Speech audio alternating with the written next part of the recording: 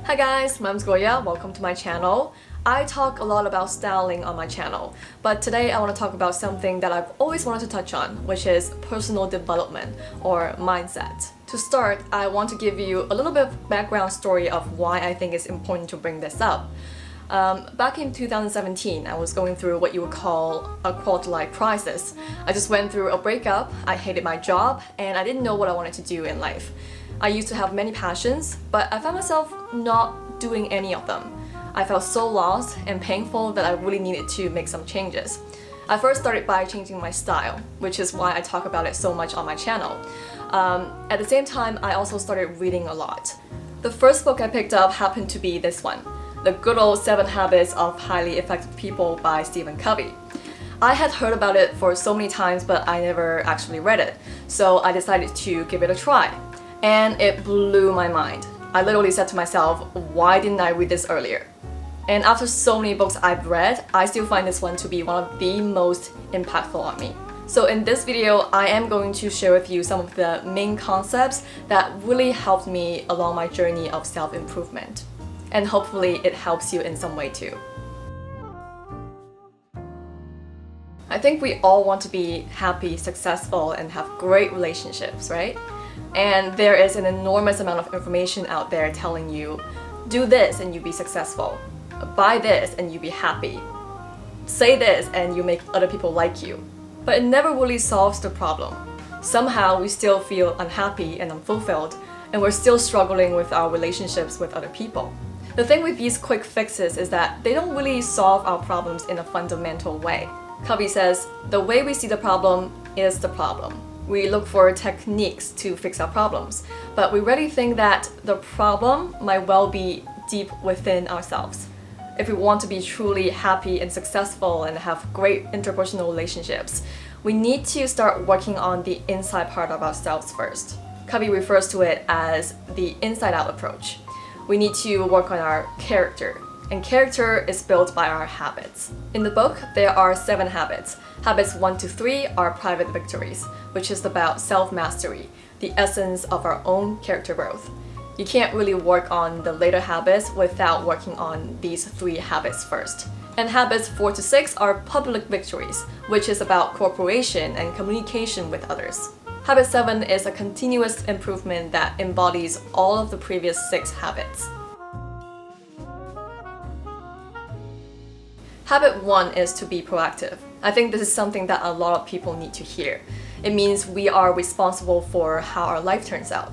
It's not what happens to us, but our response to what happens to us that matters. Reactive people blame their conditions or others because that way they don't need to take responsibility. Proactive people, on the other hand, recognizes that we always have a choice in our behaviors, and we need to take accountability for our own actions. Covey says all the problems we face fall into 3 categories. The ones we have direct control over, which involve our own behavior. The ones we have indirect control over, which involve other people's behaviors. And the ones we have no control over, which involve problems we can do nothing about, like our past. We need to know the difference. These problems could all be within our circle of concern, but what we need to focus on is what's within our circle of influence. That is the things we can do to change the situation. What really struck me was when he was talking about our problems that involve other people's behaviors. Oftentimes we tend to blame the other person, wish they were different, or try to change them. But what we really need to do in this situation is to work on our own weaknesses. This is something that we have direct control over, but we don't have control over the other person. We can influence them, but we can't effectively do that without working on ourselves first. Once you realize this, it's liberating. Habit 2 is to begin with the end in mind. This is the part that really had a profound impact on me, and the reason why I love this book so much. Imagine you're at a funeral with all the people that are closest to you, except the funeral is yours. What would the people closest to you say about you? What would you like them to say about you? This is a very powerful visualization that could help us clarify where we are going, so that each step we take is towards the right direction. The problem a lot of us have is that we set goals and keep ourselves busy without even clarifying what our values are. That's why a lot of people are lost, even if they may seem successful in a conventional way. And so we are in need of a personal mission statement. To quote Covey, a personal mission statement focuses on what you want to be, which is your character, and to do, which is your contributions and achievements, and on the values or principles upon which being and doing are based. The key here is our values or principles. Our values are something that are changeless within us, and this is the only way we can handle a constantly changing world while staying true to who we are. And in order to write this personal mission statement, we need to first be aware of what our centers are. Whatever your center is, it affects how you see the world and determines your motivations and actions.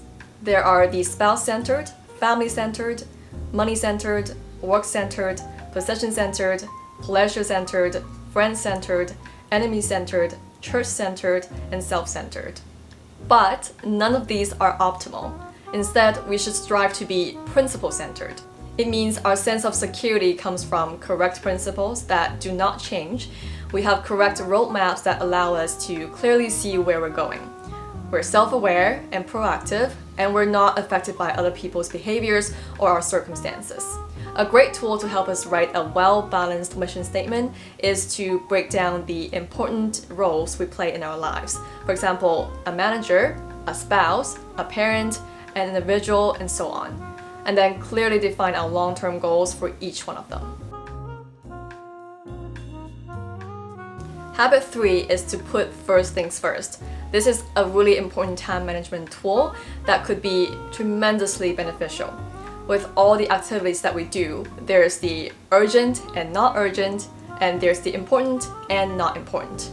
If we divide it into a time management matrix, we have quadrant 1, the urgent and important, which is usually crisis and deadlines. We have quadrant 2, the not urgent but important, which is your long-term planning, relationship building, your health and wellness. And then there's quadrant 3, the urgent but not important, which is interruptions like some calls and emails, other people's priorities. And finally, there's quadrant 4, the not urgent and not important, which is time wasters and pleasant activities that don't bring value to your life. Guess what you should be focusing on? Quadrant 2.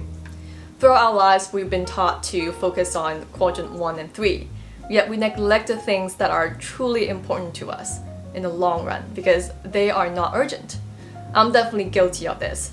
I know I should keep a balanced diet and exercise regularly, but my mind is so occupied by my work and my goal that I keep putting this off. This is something that I seriously need to work on this year. Once we've identified what activities fall into quadrant 2, we can organize our lives in a truly effective way. There's the long-term organizing, which involves our mission statement and our roles and goals. I talked about this in habit 2. And then there's the weekly organizing, which is our short-term roles and goals, and the concrete schedule. We can set weekly goals and then delegate them to different days of the week. Daily planning is actually not that effective because it's not flexible. I have been using this method to plan out my weekly activities for a while now, and it has been working really well for me. The fact that I'm able to consistently put out videos for you guys every week is thanks to this planning method. Once we've worked on habits 1 to 3, which is our private victories, we can now move towards public victories. Habit 4 is to think win-win. This is the only way we can have true satisfying relationships with others. There are 6 scenarios whenever we interact with other people. There's win-win, win-lose, lose-win, lose-lose, win, and then either win-win or no deal. Obviously, we need to strive for win-win, but in order to achieve that, we need to first have the character for it. We need to have integrity, which is developed by identifying our values and proactively act on those values in our daily lives. And then we need to have maturity, which is a balance between consideration and courage. We need to be able to express our own feelings and be able to consider other people's feelings at the same time. This is something that I'm struggling with big time. I have a hard time expressing my feelings because I tend to keep them inside. And sometimes I don't consider other people's feelings. This is going to take a lot of work, but at least I've identified my problems, and that's a first step. And then we need to have an abundance mentality. We need to realize that there is plenty out there and there's enough for everyone. Once we've built our character, we can truly build a win-win relationship. We will try to treat the other person with genuine respect and appreciation. We will listen to their point of view, and we will express our own standpoint with courage. We keep doing it until the other person realizes that we genuinely want the best resolution for both of us. This is the only way we can influence the other person without trying to manipulate them or change them. Habit 5 is to seek first to understand, then to be understood. Many of us offer our advice to other people without genuinely listening to their problems first. It's like saying, hey, these glasses work for me, so they should work for you too. Isn't that absurd? And I will admit it's hard. We've been taught our whole life how to talk, but no one really teaches us how to listen. Usually when we listen to other people speak, we tend to prepare our response in one of these 4 ways. We evaluate whether we agree or disagree. We probe by asking from our own perspective. We advise based on our own experience. And we interpret by trying to figure out their motives based on our own motives. None of these are good listening. This is how a lot of conflicts and arguments are created because neither of us feel like we are being heard. And so we get angry, we get defensive, or we withdraw emotionally. And so is the other person. What we need to do instead is to work on empathetic listening. We can try repeating exactly what the other person said or rephrase it in our own words to make sure we understand them correctly. And then we can reflect on the feelings behind those words so that we understand how they feel when they say those things. This is how we can communicate with empathy. And when we communicate our ideas based on a deep understanding of the other person, then it'll be easier for them to be receptive to our ideas.